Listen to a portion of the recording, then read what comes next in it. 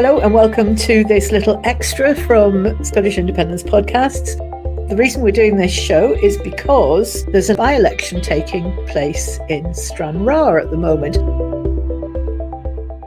There's been a few by-elections recently. There's one in Fife, which was won comprehensively by the SNP. There's just been one in Stirling, which has resulted in all the councils in the Forth Valley area not only being SNP majority councils, they're all led by women. So when we heard that there was one going on in Stranraer, we thought, I wonder what's going on there. So we have invited the local SNP candidate and the Green candidate to come and speak to us.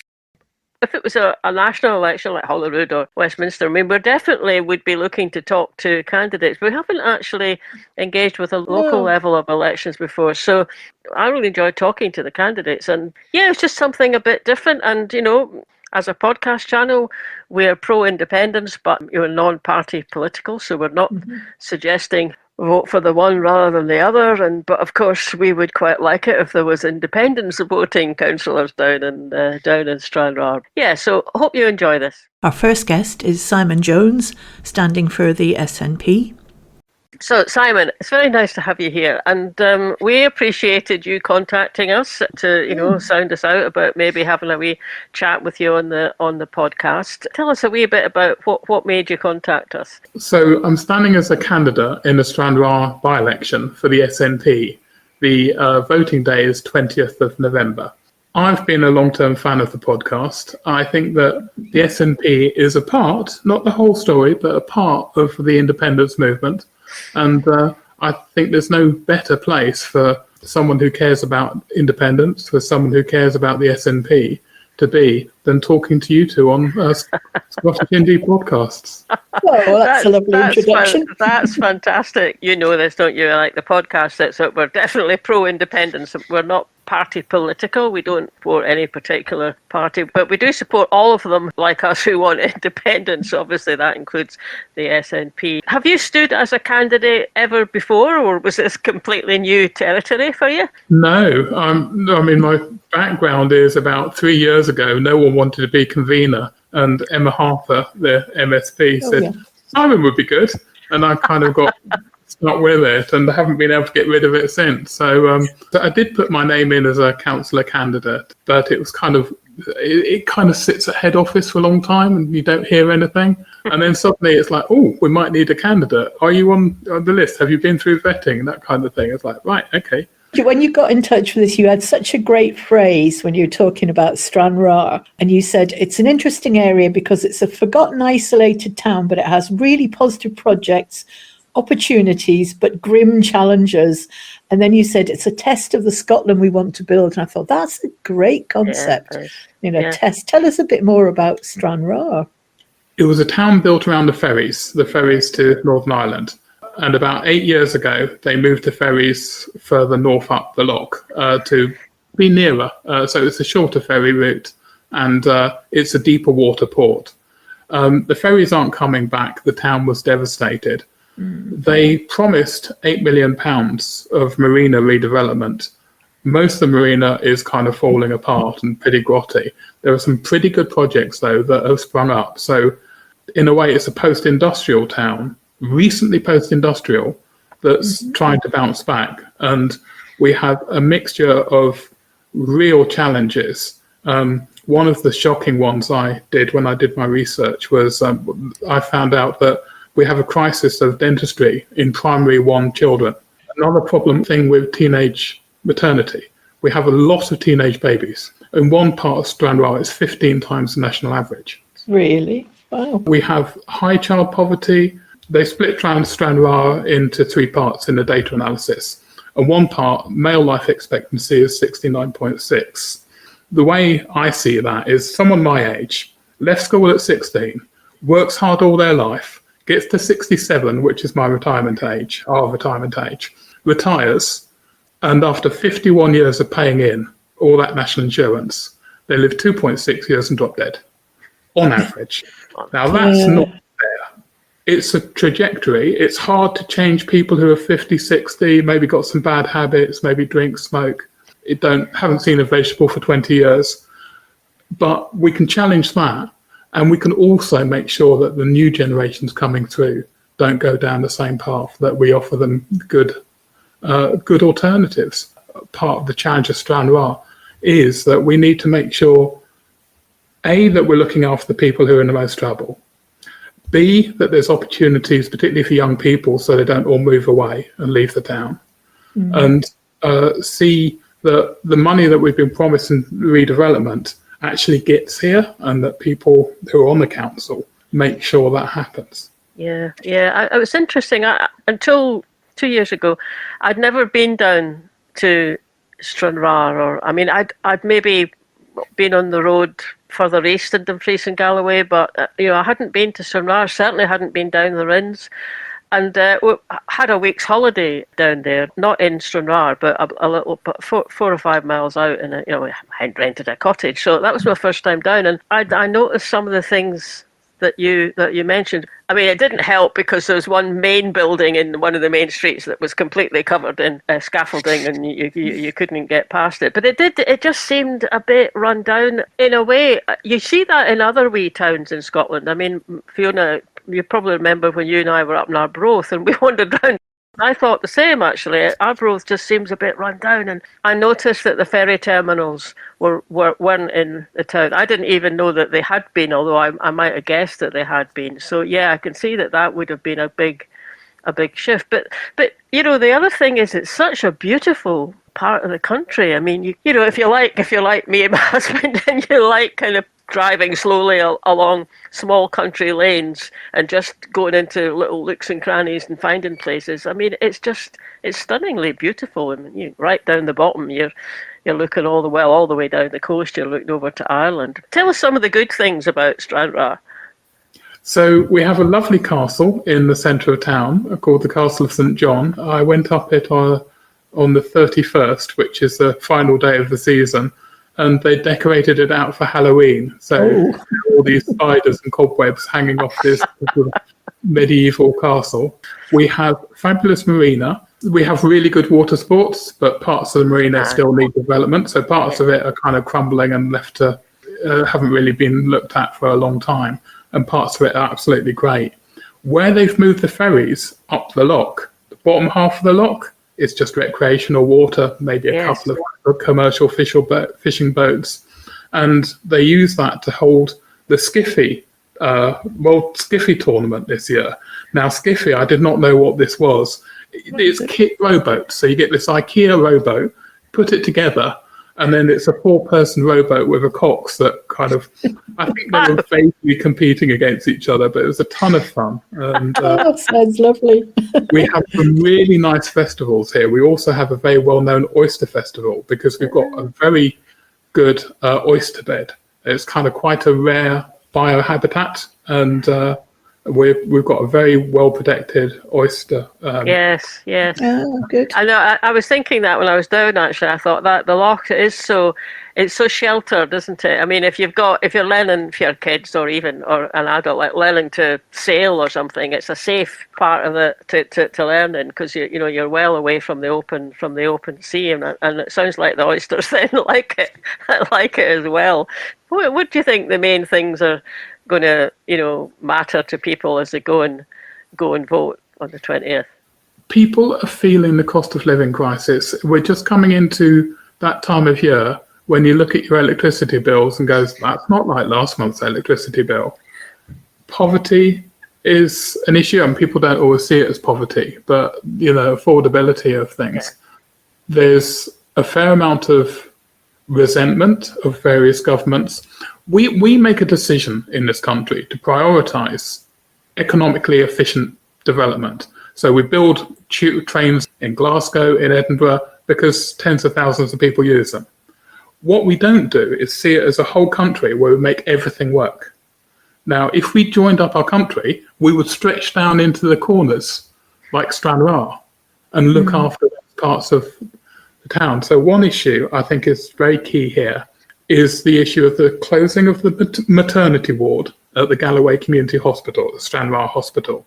They shut it down, and now women have to drive to Dumfries, which is an hour and a half away by car at least, to give birth. or have a baby at home. There was a very concerning story where the car had to stop when the woman gave birth in a lay-by, and she was interviewed afterwards and said it was horrible, it was scary. So we are not seeing Stranraer as part of a whole country where we develop the whole country. How many miles away is Dumfries? Dumfries is, I think, 75 miles. Oh, it's a fair distance, that, isn't it? And yeah, because as you say, with a different sort of mindset, you could sort of look around the country, right around Scotland, and think, okay, look, could be a sort of hub there, and there's another little town, and well, not too small, but not too big either. And you'd think Stranraer would fit into that as a sort of hub of a network for that part of the Dumfries and Galloway. I mean, I suppose it's always costs and efficiencies, really, and bigger is usually ends up being cheaper, but cheaper to run maybe, but not so convenient, and not necessarily cheaper for people to get to. So the idea that it's more efficient to put all the money in the cities, actually, it just makes everything that isn't a city more expensive. These towns full of derelict buildings and high streets that have failed, they're not cheap to run. The people who can't find work claim benefits instead of having good opportunities, life-changing opportunities. If we fail people in their 20s, they might be on benefits for most of their life, in and out of work, instead of going on for a good job, satisfied, fulfilling career, earning lots of money, having a happy life, and paying lots of tax. So I don't agree that it's economically efficient. I think it's only a very narrow-minded, short-term thing, that the idea that because thousands of people use it, you should build everything in the cities. What are the big issues that you're campaigning on for this election? So I currently work for Systems Advice, Dumfries and Galloway Systems Advice Service. And I have a background in charity. I've done a lot of work with Dumfries town projects, including I was 3 years Secretary of the Lawburn Community Council. So I'm quite good at bringing money in. I've co-written 2 local place plans. So I'm kind of quite good on the technical side of things. That's useful. I've said to people I'm a natural born form filler. So all these things. I'm sorry, I'm laughing at that, Simon, because I was a citizens advice advisor in Glasgow for about 5 or 6 years, and it's true, you get really good at filling out forms for people. That's what people need. Somebody will do it for them. Yeah. But in terms of Stranraer, we can apply for grants, and we can get grants, and we can get more money in. And ideally, I would like the government to cover the 4 corners of the country. That would be my ideal situation. But you can't do that as a councillor. What I can do, though, is help projects launch. So not only am I trying to get voted in as a councillor, I'm also trying to build on absolutely excellent projects we've got here, but take them that next level further. Perhaps people are running a good project, there's a lot of interest, a lot of community support, but maybe some of the technical sides aren't there. For example, if you support something in a local place plan, it's kind of semi-official. So if you say this building should be a community cafe, it's kind of like a legal thing that it kind of needs to be a community cafe. Very hard to get planning permission to turn it into something else. Yeah. Do you have a development trust there as well? They're called the Stranraer Development Trust. They are amazing. They do really good work. And that's where the local place plan comes from. And so local place plan's already been successful in getting $750,000 in grant money on the back of projects that they itemise. Great. So for those who don't know, I know you two know, but for those who don't know, these are community written plans saying what you want in the community, and everyone should do one. Firmly believe in the power of the community plan, that's for sure. One of the wee corners that my husband and I came across when we were down there on holiday, it's near the village of, I'm not sure if this is how you pronounce it, but Leswalt, that's how you spell it. Yeah. Leswalt. And they've got a community garden there. Yeah. We just came across it by accident. Well, I think I was driving, saw a sign and went, oh, and kind of went in. And it was just such a beautiful little spot. And, we were there just looking around, but there was a lady there who was local to the village who was just also having a look around, stood and chatted to us, told us all about how it had come about, what it had been like beforehand, what their plans were, where they would get the money from. And I just find that sort of thing is just really heartening, really. And it's a lovely little spot where before before it wouldn't have been so accessible as they've got it just now. But that's the kind of thing that can happen when people just come together like that, don't they, and try and get something done. Okay, so it's a council election, and it's a council by-election. They're not beasts that usually create a lot of turnout. Up here where I am in Glasgow, you can get a council by-election can be less than 20% sometimes of it, which isn't good. But what's it like down there? Is that going to be a factor, do you think? Yes, it'll be a factor, but it's also an opportunity. If I can go and get 20 votes, well, if only there's only a few people are voting, and that's quite significant. It might be less important in Westminster or Holyrood election. In 2022. The first choice candidate was 1,800 people voted Tory, then 1,000 odd voted SNP, 1,000 odd voted for this chap Willie Scobie, who stepped down after 37 years. Fourth place one was a Tory, so with about 400 votes. So basically, it's a very Tory area, except nationally Tories are not flavour of the month, and there's a new Tory-like party that's quite a wide appeal that people are taking interest in. So politically, there's a chance for me to come through the middle. If you imagine 1,800 Tory voters, if 900 vote Tory, 900 vote Reform, and I get 1,000. Absolutely. All bets are off right now. And I'm fascinated with you describing it as a very Tory area, because in my mind, I think I had pictured, having talked about it being a rundown corner without services, without transport, with high teenage pregnancy rates, and you kind of think, well, that's not how you normally describe a Tory heartland. There are a number of reasons. Part of it is it's divided partly on sectarian lines. But it's not a new thing. But generally, a lot of people identify with Union, with Rangers Football Club, with Conservatism as an identity, rather than, obviously no one's going to vote Tory because the Tories did anything for them. Are you getting any feedback on the Reform in particular, ticking boxes? So, a little. My first day here, I bumped into the Reform candidate in the street and we had a brief exchange. It's all very friendly, and there's maybe a little edge there. But one of the first things that happened in this campaign, someone sent me a mock-up for a leaflet. Do you want to run this leaflet? And it had mean thing about Labour, mean thing about Conservatives, mean thing about Reform with their logos. And I said, I am not using that. I do not want their logos on the leaflets I'm handing out, and I do not want to be rude about other candidates. My view, and this is possibly a bit naive, is that they are public-spirited people who've come up to serve the community based on what they believe, which is fine.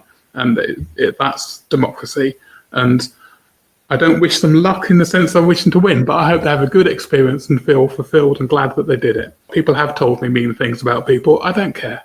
I don't care that someone posted something or 10 years ago that was dodgy. Who cares, right? I care that they're bringing good policies and good attitude and hard work for the people of Stranraer and The Rhins. That's a very refreshing attitude, actually. And I think that's really very positive and a positive thing for democracy, and respecting each other is a great thing. The thing that I'm fascinated about just now is there was such a lot of Reform candidates elected in England in their last council elections, and Kent in particular became a Reform council. And between the councillors dropping out very quickly, it seems that they were elected on promises that they would hunt out all the waste and get rid of it. Now they've had a look, they've found there actually isn't any waste, and they're going to have to put the council tax up. They get into power and it all falls apart. Yeah, but I'd rather talk about things that we can do better. So I don't entirely agree that there's no waste. There's a story broke recently in the Dumfries and Galloway press about the cost of children in care. So if you imagine looking after a teenager who's really troubled, you can't not pay attention to them because they might set fire to something or beat people up or whatever. So you have to really look after them. But it's costing us £8,000 a week. We're outsourcing it to these private providers. I think we're being rinsed. I think that they are taking us as mugs. And I think that we really have to work so I can understand why people would say yes to these terrible deals. And it's because they have a statutory duty to make sure these kids, they can't just leave them to wander the street and set things on fire. So they have to make sure they're looked after. And the providers know that and jack up the prices. I think we need to be smarter about the way we spend the public's money. A little bit of channeling, as a Londoner, channeling Del Boy, get better deals, wheel and deal a bit. It's like, I'm not paying £8,000 for that. You must be joking. I suppose with those, it's interesting that though, isn't it? Because it's kind of like the council is stuck with a very immediate need that they have to fulfil. So these guys can, step in and make a packet from it. But then the answer is long-term planning, isn't it? It's kind of long-term, kind of thinking something through and setting something up and getting the proper, background kind of skills there. Maybe that's something that you'd hope that any council would be trying to do that, because in the long term, apart from any other benefits, you save money. But I can see that it's difficult actually just faced with, I need to do something now, or the social work department has to do something now, compared to the council is probably going to take. I mean, it's probably a decade-long project to get something like that in place, but one that'd be really worthwhile doing. If we said to you, you've got a minute to state your case. With no repetition, hesitation, or whatever the other one is. Anyway, we digress. Go and give yourself a minute. Vote Simon Jones in the Stranraer and The Rhins by-election in Ward 1 of Dumfries and Galloway on November the 20th. That's a Thursday. Vote for me because I will work hard to bring money into the region. Your councillor's got three parts. Your Stranraer councillor should be for Stranraer. If they say we're going to build a road in Dumfries or we maybe build one in Stranraer, you fight for Stranraer. That's your job. So I will champion Stranraer. Next thing the councillor does is solve problems. My day job is at Citizens Advice. People phone me up, I've got a problem. I do this for a living. I know how to do this. I will fob some of you off to Citizens Advice, but I will solve your problem. I will send you to someone who can help you. The third part of the job, and I think this I uniquely bring, I've got a background in community development. So I will try and bring in projects. I'll try and work on the fabulous Stranraer local place plan. I will try and do things that bring wealth and prosperity into the area by working on bringing these projects, filling out the forms, grant applications, getting money in, getting jobs for young people in these projects, rewilding, marina development, water sports, permanent year-round jobs is what we need here. And I will work to do that. And I think I'm uniquely able to do that. Very good. Very good. Yeah, very good. It's been nice, great talking to you. Lovely, yes. And so that your forgotten corner, suddenly we're all talking about it. Thank you so much for having me. I really enjoyed that. He's just thought things through. And I loved what he said about he wanted his campaign to be positive. He didn't want stuff to be going out that was just kind of rubbishing other people. He wanted things to be done on a creative, constructive, positive sort of basis. I just really, really liked when he said that. Do you know the other thing that he said that I think a lot of people would go for? He's very good at filling out forms. Yes. So if you need a hand with that, we all need a hand with that. Absolutely, yeah. From our point of view, a lot of the people we talk to are actually in the Central Belt. I mean, not all of us, but it's just really helpful getting a point of view of someone who's down in what we were calling a corner of Scotland. No disrespect to Stranraer and The Rhins. And now we've got another of the candidates in this by-election we're just about to talk to. This is Michael Havard, who's standing for Scottish Green Party.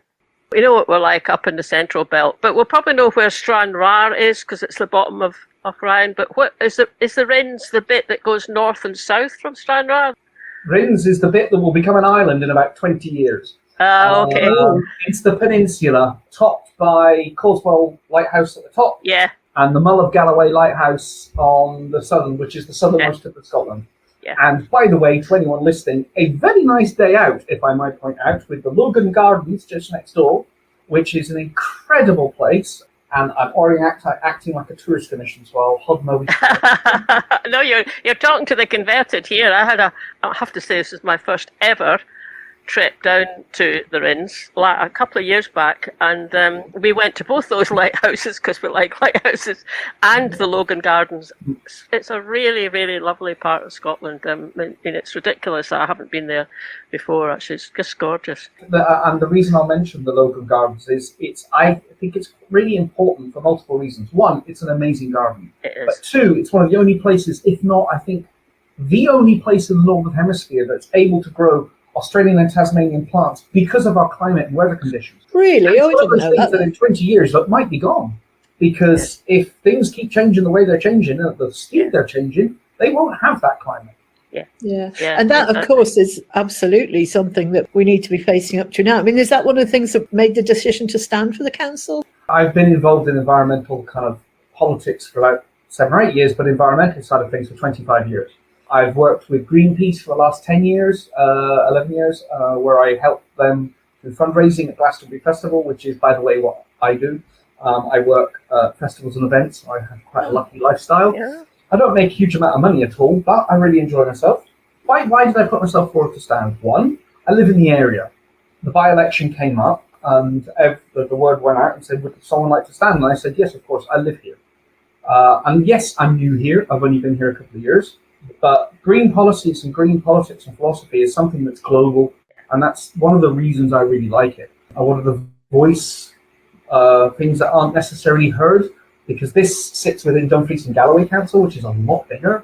And like, as a reference back to what you said, as you folks in the Middle Belt, north and south, we don't get heard. And it's not that huge amount of difference between kind of Dumfries. You know, Dumfries is the capital of Dumfries and Galloway from a councillor perspective and a political perspective. But I wanted to have a voice, or put my voice from the green side of things, from over here. Have you had any experience before of being in elected office? No, but I have stood before. I was the co-chair of Parliament's Riding Green Party for a wee while when I lived down in Hull, which is a interesting segue into kind of why I'm here and why I'm involved in politics and the concept of independence. And I'd like to get in one of my wee taglines. My tagline is, I am pro-independence because I'm anti-nationalist. Oh, go on then, unpack that for us.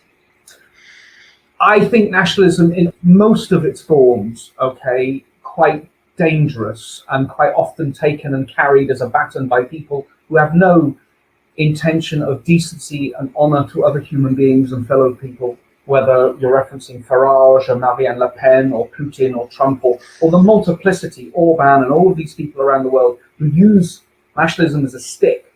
I felt that over a long time within Europe, Scotland would naturally get its own independence because it would be seen within Europe as a region of its own.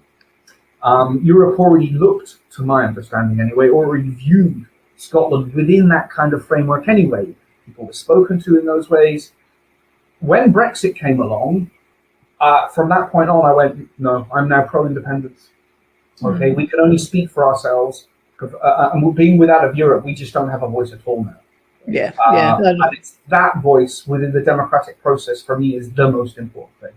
Yeah. Interesting what you said about, within Europe, that the European Union have a way of looking at Scotland that makes us more of a significantly different part of the UK. I mean, I'm sure it applies to Wales and Northern Ireland actually as well, because that's so obvious. If you drive around Scotland, you keep passing, especially in small rural places, you keep passing still signs saying, this was built with joint funding from the Scottish Government and the European Union. In fact, actually, it's not even just in the rural areas, because I pass one of those signs in Govan in Glasgow every week when I drive past it. So, but it is interesting that, and it's something that maybe we didn't, at the time, we just maybe didn't quite kind of appreciate enough. I would agree with you wholeheartedly. I think that applied to lots of different parts of the UK. One of the key things I like being back here is there's a lovely walk down from my house down to Loch Ryan. And yes, I recognise, by the way, I live in a little village called Kirkcombe, and I'm right next to Loch Ryan, and it's just incredible. I recognise how lucky I am. Whilst at the same time, it's worth pointing out the only way we could afford to live here is 3 friends, and myself and 2 other friends, bought this house, and that was the only way we could afford to do it. But I walk past a sign, and it's that sign, and we sigh every time we go past it for what was lost. Yeah, absolutely. And I also, most of my work is in England and Wales. Actually, that's all of my work is in England and Wales. I've yet to find any work up here in Scotland. But Wales was a real marker for me because I've worked in Wales at Green Man Festival for 19 years. And I watched that coming along, the Brexit vote, and how that was how that took place and people's reactions and thought processes and kind of the general post-reaction to it, I thought to myself, wow, there's science here, there's funding, this road that you've had rebuilt, the what's known as the Heads of the Valley Road that's nearly finished. And that was mostly by European funding. And yet you look at these things and it's that disconnect, both socially but politically as well, between what people see as taking place and what is actually taking place. Yeah. Oh, absolutely. Do you want to tell us a bit about what your particular manifesto is? What's your offer to the people of Stranraer and The Rhins? And one of the big things on here is written down: don't talk too much. Stick to the subjects they want to listen to, not what you want to talk about. Transport. I think one of the key things is transport. Okay, and that applies to Dumfries and Galloway across the board in the fact that it's just so limited, so poor. One of my personal wishes is to see the old railway line reinstated from Dumfries to Stranraer. Okay. It cost a lot of money. To say anything else would be a lie. It would. Okay, but it would be incredible for multiple reasons. I was having a chat with someone the other day who was a bit of a train enthusiast, and they were going, "Oh, it'd be amazing if you could put a steam engine back on that." And then they looked at me and went, "You Greens, you're not going to really vote for that, are you?" And I went, "I mean, I get the point, probably not, but the idea, because it's such an incredible drive, and it would be such an amazing train ride. People would come from all over the world just to get on that train, okay? And it would be so helpful to us, both from a personal level, like people just getting to where they need to get to and do the things they need to do. But it would also be really, really beneficial to be able to move freight transport from the main connecting hubs to get all of these lorries off the road. Okay, and there are so many. And I'm yet to find one that actually sticks to their supposed 40-mile-an-hour limit here. Right? So that for me is one of the big ones. We as Greens aren't pro turning it into a solid dual carriageway because we just think that's an environmental nightmare. But there are two bypasses that absolutely need to be done. And I think even though we would look at it and go, kind of, however, for the greater well-being of the people who live in those villages, that's an absolute essential. And we've all sat and went, that's got to be done. Scottish Greens are very unjustifiably very proud for getting free transport for youngsters across Scotland. And I and quite a few others, I believe that there was a kind of discussion had at the Green Party conference. I'm very pro the idea of, and this is my personal opinion at the moment, pro free transport for everyone locally. Oh, totally on board with that. Make all local transport free, just local. We're not paying for someone to fly off to Tenerife. I think there might be a glitch in that system. But if we did that, and it's literally just get on, get off, and there's plenty of other countries in the world that have already done it or are looking to do it. Yeah. Okay, it would be one of those. I suppose it's in the same way as UBI that people talk about universal basic income, okay, which I'm pro. I had ums and ahs about it, but I've come out and decided, you know what, this is pro. It's about creating this. Just breathing space for people. When people get time to breathe, they quite often get time to make more rational and sound judgments about everything they do in their life. The fact that we're just all running around, really hectic, chasing our tails, means a lot of people don't even have a chance to really think about what's going on around them, because everything is politics, whether it's your TV or your car or everything. It's all politically tied in. So transport is a big one for us. Things that really, and that's like a Green Party thing, okay? And there's the local issues, which are also fit really well with kind of Green Party, is healthcare, okay? We have got an amazingly beautiful new hospital in Dumfries. And as someone with disabilities who requires kind of fairly constant checkups and medical attention, it's a long way to go. We have some medical services here in Stranraer, but they've just been degraded. And again, I recognise I'm probably preaching to converted on this one across the board. But I had a very interesting conversation in a cafe here last week. 3 women with their children ranging from 3 months to a year and a half. And 2 of them had moved away from this area because they were concerned about the maternity facilities that were available, because they were having to look at going all the way. And if there was a complication, they were worried about it. It's all well and good when it's all working fine, but complications still happen. And that applies across the board. So we have very limited medical services here. Some are private clinics, sort of privately run practices through the NHS, with all the convoluted paperwork that goes behind it. And it's about getting services that are quick and easy to access. And it's something that a lot of local people are really bothered by.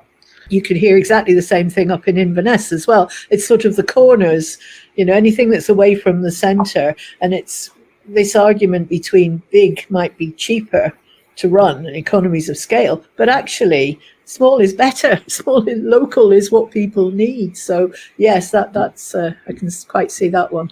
I fully agree. I think there's, like all of these things, there's a nuance to every conversation about these things. Big hospitals can be very useful and are fantastic for certain things. I am not going to fault that hospital over in Dumfries and Galloway. It's a pleasure to go to. The cafeteria alone serves a great cheese toasty. Yeah. Well, that's a good sign. That's a good sign, it is. Cracking cheese toasty. And they're great people, and it is fantastic service, but it's just so far away, and there are so many different things that it just makes it harder. And so, again, I'm just agreeing with you, but there are certain things, as you said, that really need to be kind of, look, you can do this locally, this can be managed locally, and it's not like we don't have the funds to do it in this country. That's interesting, because, it's true, if you're setting something up, like a new hospital, there are definitely, benefits, economic benefits of scale to do it. So you have a lovely hospital up over in Dumfries. So fair enough. And maybe you always need, a kind of more of a specialised centre. But the other thing about having things locally is it helps the local economy, doesn't it? So on a bigger perspective and certainly a longer term perspective, it's worthwhile working out the arithmetic of that and doing it. And it's something I would have thought the Green Party, probably well aware of. Oh, yes. A perfect example, again, is I'll reference back to the three ladies in the cafe. Two of them moved away. How are we going to maintain young people in our environment when the medical services aren't there to cope with it? And that's just one of the multiple factors that you so rightly pointed out. If you've got those things, those are the little things that people don't always see about driving economies in an area. They'll be going, so is there a new factory there? And what are these jobs? And it's like, okay, maybe. But if you've got 20 or 30 people who work there, suddenly people are going, you know what, I'm not moving away. I like living here because this is a lovely place to live. And it is a lovely place to live. Yeah. And those are local jobs as well. And people are spending their earnings locally. Yes. This place already lost 30% of its financial revenue, for want of a better word, when the ferries moved. Yeah. Stranraer was hit so hard when that happened. Now, I didn't live here then, okay? But I recognized when I moved up here, we were kind of like a lot of towns in rural towns all over the United Kingdom, not just here in Scotland, okay? You're seeing things pulled away, as you said, pulled to the centre. And all it does is it forces what I refer to as the East Nuke or Cornwall situation. And my folks are over in Fife. And I can see the local villages around on the East Nuke, from Inster to Crail to Pittenween to Ely. Ely is over 55-60% second homes now. And it's just this continuation of this process. And it's an irony because there's a catch-22 that the fact that Dumfries and Galloway's tourism is going up. I had a lovely conversation last year with a French couple. I was busy repairing my front door or repolishing it and getting it back to its original state, and there was a couple going over the road, and I could hear them, and I could hear their French, and I obviously, as I said, I miss France very much, and I thought, opportunity to have a wee natter in French. I started nattering away to them because, as you can probably tell, I do talk a lot, and one of the first things they said to me was, "Do you know other places to stay here? It's so hard to find places to stay here. We've had to stay down in the Wigtown area, where there is a lot more places to stay, but also a lot of Airbnbs, a lot of kind of like of those bookings.com Airbnb style places, which in of itself, that's a separate conversation about. It's basically the East Nuking of Dumfries and Galloway. Yeah, it's balance, isn't it? I mean, if you want to attract tourists, they do need somewhere to stay, but equally, if you want people to live there, it can't be 80% B&B. So what other issues are on your manifesto? Well, obviously, one of the key ones is there's a very small amount of people in this country who owe us a lot of money. Can we have it back, please? And we all in Scotland need it back. And we all in the UK need it back. And in actual fact, if I'm very honest, it's a global issue, but one that really matters to us in the Green Party. Tax the rich, get that money back. And one of my personal ones is if we actually went after the money that's owed in unpaid tax from corporations, single parties and single businesses, we wouldn't be having this conversation. And I run my own business. I am a small business owner. I pay my tax. Why should others who earn multi-billions and millions not pay their tax? I just think it's morally wrong. And tax law, like law itself, law should apply to everyone or not at all. Think about the new Greens leader, what's England and Wales Green Party, and you've now got two new leaders, co-leaders here in Scotland. Is there chat going on between the two Green kind of tranches in the UK? One of the key things that I was arguing about quite a few years ago is the fact that us environmental and green people have spent 25, 30 years trying to point out to people using facts, data, proper sound logical arguments and huge amounts of scientific work to say to people, look, we're bleeping things up and we really need to do something about it, and no one's paid any attention. Okay, and I'm of the argument, and Zach is a perfect example of this, you have to appeal to people on a much simpler level, non-academic, because it's one of the biggest single issues that I find is people who are academically trained naturally fall into a position where they use language that doesn't work for everyone or doesn't make sense, okay? And we need to appeal to people's hearts and souls about what really counts and use language that everyone can understand. I'm not academically trained at all. The best I managed was 5 Scottish Highers, and I was quite chuffed I managed to get 5 C passes in Highers, to be honest. I was much more about the cricket and rugby pitch than anything else. But most people don't think like that and act like that. And we have to appeal on a very different level, and we have to be unafraid of standing there going, no, that's actually racist rubbish, and you know what, it doesn't apply, so can we just move on and stop kowtowing to this rubbish? So I completely agree with that, and that actually is the level on which the opposition, if you like, is succeeding. If you think in terms of reform, it's that combination of ignorance and anger. If you can get that generated, you can persuade people of nearly anything. So who do you think's your main opposition at the moment in Stranraer and The Rhins? Is it up for grabs for anybody, or who's our main opposition? The reason I chuckled and laughed, by the way, about your opposition, I am not naive to think this is a really high Green voting area. Dumfries and Galloway is one of only 2 Conservative seats in the whole of Scotland. Okay, it has a very different makeup. And I recognised that very quickly when I went to a, what was it called? Sorry, National Parks discussion, and I am deliberately using them discussion. It was better to be referred to as an ambush of the poor people that were trying to get the national park put in place. You're dealing with vested interests. You're dealing with people with a lot of money. I've just, for a good example, just received the 3rd letter through my door for the Reform candidate. Okay, they've got money. They've got a lot of money. Allegedly funded by dear old Mr. Putin himself. Almost certainly fossil fuels, and even if it's not Putin or Elon Musk, from your point of view, and for Scotland generally, it's probably not money that's raised in Scotland. No, it'll be money that's raised, because that's the case all over with our elections. So many of our people who stand, they're local and everything, but they are standing for a UK-based party. So the money that's available is coming from the rest of the UK. I mean, it's a thing that Fiona and I talk about a lot with people. Yeah. For me, they're intricately tied to fossil fuel companies. Okay, if you look at the kind of the money coming out of Gazprom alone, you know, Gazprom had enough money to sponsor the Champions League. Okay, and if you think about where all of this kind of, for me, they're part and parcel to the same kind of groups. They're oligarchs, they're anti-democrats. Their intention is to basically fund people that help to divide so they can keep maintaining this. We don't need fossil fuels. We don't. We have got all the assets we need to move to a carbon-free process really quickly, and we're getting there.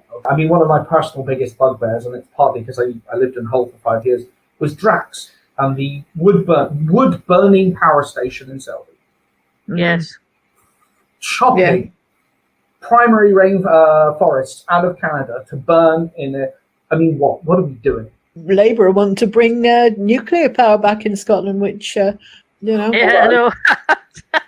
Well, look, good luck on the 20th. Yes, and, lovely to meet you. Know, at least, you know, in Scotland we've got a proportional representation kind of voting system for the councils, so you know that helps all the way around. So let's hope that you pick up a good number of those votes, and if it doesn't work, if it doesn't come out this time, maybe not for you, maybe not for Simon actually as well, it kind of puts you in a good place for the next time, doesn't it? I'd just like to say thank you, by the way. As I said, it was my first time I've ever done something like this, so I really appreciate you both. Thank you so much. Okay, you're very welcome. Good. I really enjoyed speaking to both of those candidates. Yeah. He was saying this is for his first time on a podcast, so well done, Michael. You did fine.